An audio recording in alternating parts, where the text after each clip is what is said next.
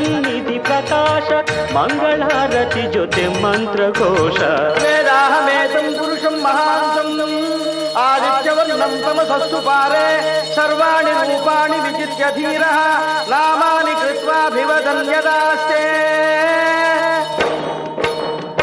ಇದೇ ನೋಡಿ ಮಂತ್ರಾಲಯ ರಾಯರು ನೆಲಸಿಹ ಪುಣ್ಯ ನಿಲಯ. ಇದೇ ಅವರ ಬೃಂದಾವನ ಭಕ್ತರ ಹೃದಯ ಸಿಂಹಾಸನ. ಇದೇ ನೋಡಿ ಮಂತ್ರಾಲಯ.